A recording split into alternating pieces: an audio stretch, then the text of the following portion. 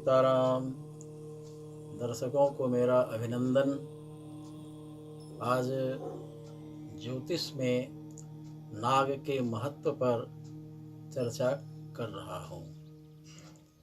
वैदिक सनातन धर्म में प्रकृति प्रदत्त सभी वस्तुओं की पूजा अर्चना की परंपरा चलती आ रही है। जैसे नदियों में गंगा, सरजू, गोदावरी, पर्वत में गोवर्धन पर्वत, मंदार पर्वत, वनस्पति में तुलसी, आंवला, पीपल, बरगद, पशु में गाय। गाय पशु नहीं है, लेकिन लिखने और पढ़ने के क्रम में हम लोग इसकी चर्चा करते हैं। गौ हमारी माता है, क्योंकि इसमें 33 करोड़ देवताओं का निवास माना जाता है। नाग की भी पूजा हम लोग करते हैं। भारतीय ज्योतिष में 9 ग्रहों में राहु और केतु भी हैं। राहु को नाग का मुंह और केतु को नाग का पूंछ बताया गया है।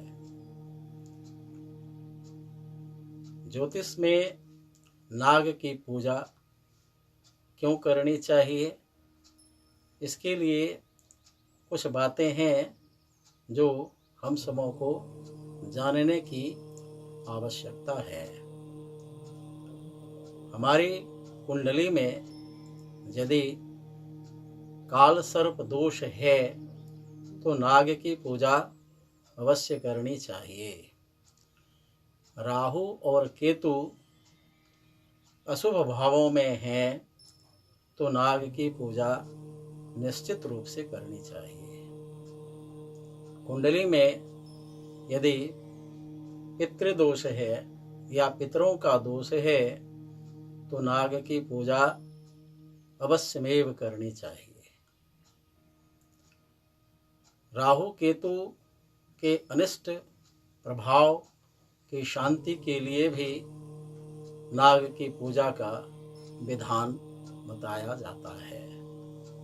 यदि आपको स्वप्न में नाग का दर्शन होता है तो नाग की पूजा करनी चाहिए। यदि आपका निवास स्थान नागडीह पर है तो शुभ फल की प्राप्ति के लिए हमें नाग की पूजा करनी चाहिए। जब हम लोग गृह निर्माण करते हैं, नींव देते हैं, तो उस समय राहु के वास को देखा जाता है कि राहु का वास इस कोण में पड़ता है।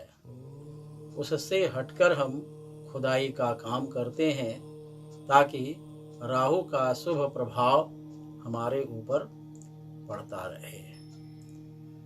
यदि कुंडली में विष योग का निर्माण हो रहा है तो शांति के लिए राहु का उपाय निश्चित रूप से शांत करने के लिए हमें नाग की पूजा करनी पड़ती है। नाग की पूजा हम कहाँ करें, तो इसके लिए हमें यह जानना आवश्यक है कि सिर्फ नाग और नागिन की पूजा अलग हटकर नहीं करनी चाहिए।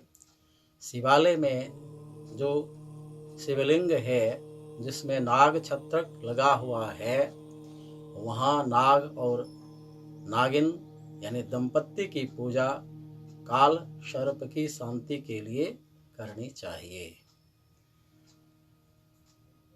नाग को अर्पण क्या करें, तो दूध और लावा। इसके लिए एक मिट्टी का बर्तन अलग से होना चाहिए, जो कि हम शिवलिंग के पूजन के साथ साथ इसका उपयोग करेंगे। नाग पर कुमकुम का प्रयोग नहीं करना चाहिए। यानी नाग की पूजा में लाल वस्तुओं का प्रयोग वर्जित बताया गया है।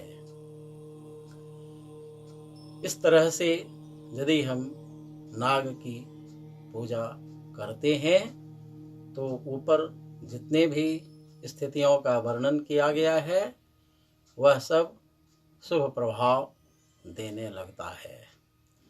तो नाग पूजन के लिए मंत्र क्या है? ओम नमोस्तु सर्पेभ्यो ये के च पृथ्वी मनो ये अंतरिक्षे ये दिवितेभ्यः सर्पेभ्यो नमः।